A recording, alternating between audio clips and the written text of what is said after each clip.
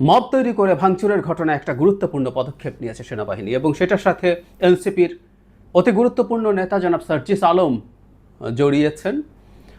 সেই কারণে এটার সিগনিফিকেন্স আরও বেড়েছে। আমরা এই ঘটনাটাকে সাধুবাদ জানাতে চাই এবং এখানে একটা গুরুত্বপূর্ণ পয়েন্ট আছে, সেটা হচ্ছে সেনাবাহিনী না সরকার।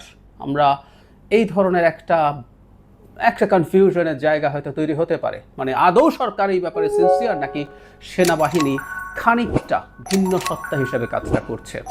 ঘটনাটা হচ্ছে জনাব জিএম কাদের, জাতীয় পার্টির চেয়ারম্যান, তার বাড়িতে হামলা এবং ভাঙচুর করা হয়েছিল। সেই ঘটনায় আমি একটু সমকাল থেকে নিউজটা পড়ছি।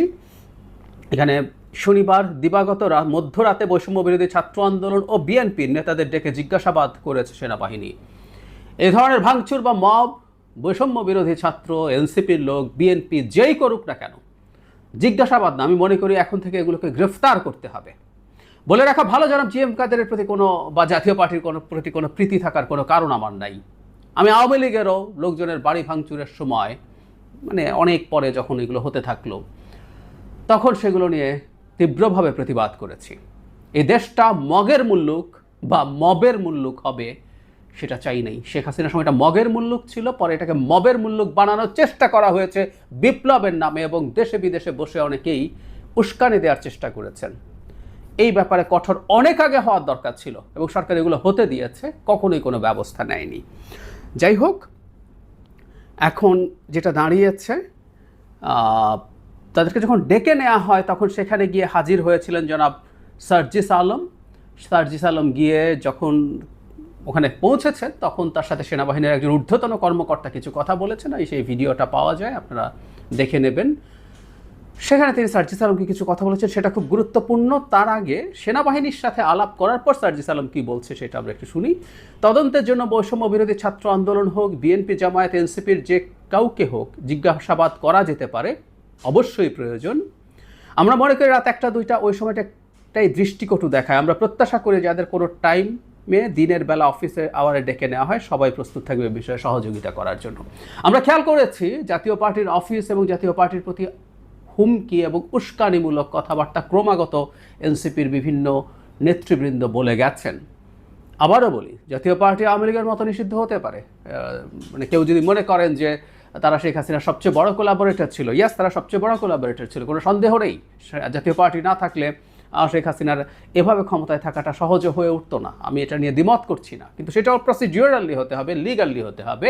এভাবে হঠাৎ করে ঘোষণা দিয়ে ওর বাড়ি ভেঙে ফেলো, ওর উপরে আক্রমণ করো, এগুলো কোনোভাবেই বরদাস্ত করা যাবে না।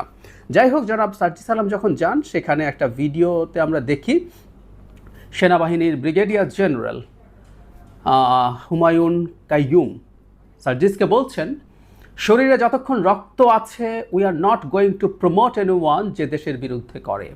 আপাতত স্ট্যান্ডিং হলো যে জনগণের অসুবিধা করে, ভ্যান্ডালিজম করে, মবের নামে যে আগুন লাগায়, ঘরদোর ভাঙচুর করে, এই পার্টিটাকে বার্তা দেয়া যে না, এটা করার সুযোগ নেই। এখন অনেক আগেই সরকারের দিক থেকে কথাগুলো বলা দরকার ছিল, কিন্তু না, সরকার আসলে এগুলো হতে দিয়েছে। আমার ধারণা এই ধরনের একটা অ্যানার্কির অবস্থা মাঠে তৈরি করে রাখতে চেয়েছে সরকার পরিকল্পিতভাবে, সো দ্যাট জনাব নাহিদ ইসলামের একটা বক্তব্য মেলাবো। তিনি মার্চের দিকে রয়টার্স এবং এএফপিকে বলেছিলেন দেশের আইন শৃঙ্খলার অবস্থা যথেষ্ট ভালো না নির্বাচন হওয়ার মতো, তাই এই বছর নির্বাচন হতে পারবে বলে তারা মনে করেন না। সুতরাং এই যে একটা বাহানা তৈরির চেষ্টা আছে আইন শৃঙ্খলার অবস্থা ভালো না, সেটারই একটা অংশ হিসাবে আমরা এটাকে দেখতে পারি। একই সাথে সরকার যাদেরকে তার লোক মনে করে তাদেরকে এই কাজগুলো করতে দিয়েছে হাতে রাখার স্বার্থে। শুরুতে যে কথাটা বলছিলাম, এটা কি সরকারের সিদ্ধান্ত? আমার সন্দেহ আছে সরকারের সিদ্ধান্ত হলে এগুলো অনেক আগেই হতো। সেনাবাহিনী এখন ম্যাজিস্ট্রেসি পাওয়ার নিয়ে মাঠে আছে, তারা চাইলে নিজে থেকেই এই সিদ্ধান্তগুলো নিতে পারে, নেওয়ার পর তারা নিয়মতান্ত্রিক যে বিচার ব্যবস্থা আছে তার হাতে তুলে দেবেন। আমাদের নিশ্চয়ই মনে আছে, আমি সেটা তখন আলাদাভাবে গুরুত্ব দিয়ে পড়ে শুনিয়েছিলাম, সেনাপ্রধান যখন তার অফিসার্স অ্যাড্রেস করেছেন, সেটার যে খবর বিভিন্ন সূত্রের বরাতে আমাদের সামনে আছে, সেখানে নির্বাচন নিয়ে কথা বলেছিলেন, সেখানে করিডোর এবং চিটাগং পোর্ট তো বটেই, সেখানে তিনি মবের বিরুদ্ধেও বেশ কঠোর বার্তা দিয়েছেন যে এটা বরদাস্ত করা হবে না, এটা আর হতে দেওয়া হবে না। সুতরাং আমরা ধারণা করতে পারি সাম্প্রতিক এই ঘটনাটা একটা এক্সাম্পল তৈরি করবে, একটা ল্যান্ডমার্ক ঘটনা হিসাবে আমাদের কাছে বিবেচিত হবে। আমরা ধারণা করি বা আশা করি ভবিষ্যতে সেনাবাহিনী এই ব্যাপারে কঠোর হবে এবং আমি মনে করি এটা হওয়া উচিত হবে। দীর্ঘদিন থেকে সরকারের ছাড়ে, সরকারের টু সাম এক্সটেন্ট কারো কারো পরিকল্পনায় যে অ্যানার্কির অবস্থা তৈরি করে রাখা হয়েছিল, সেই অবস্থা খুব দ্রুত শেষ হওয়া দরকার। এটা ফ্যাক্ট, একটা নির্বাচন ঘনিয়ে আসছে, এই সময় এগুলো এভাবে কোনো রকমই চলতে পারে না। একটা দুটো এক্সাম্পলে যদি ঘটনা ঘটে, এবং বিশেষ করে শুধু জিজ্ঞাসাবাদ না, গ্রেফতার যদি করা হয়, সেসব ক্ষেত্রে এগুলো ডেটারেন্ট হিসাবে কাজ করবে ভবিষ্যৎ যে কোনো কিছুর ক্ষেত্রে।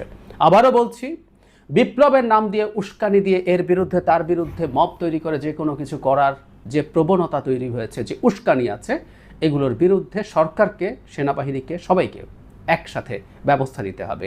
আর রাজনৈতিক দলগুলোর তো সতর্ক থাকা উচিতই। এখানে আমরা বিএনপির লোকজনকে দেখেছি, গেছে, এরকম নিউজ এসছে, কোনোভাবেই তাদের এটা উচিত না। তাদের দলের উচিত তাদের কর্মীদেরকে সামলানো। অবশ্য এনসিপির কথা আর কী বা বলবো, তারা নিজেরা একই ধরনের উস্কানি সর্বোচ্চ পর্যায়ে থেকে দিচ্ছেন।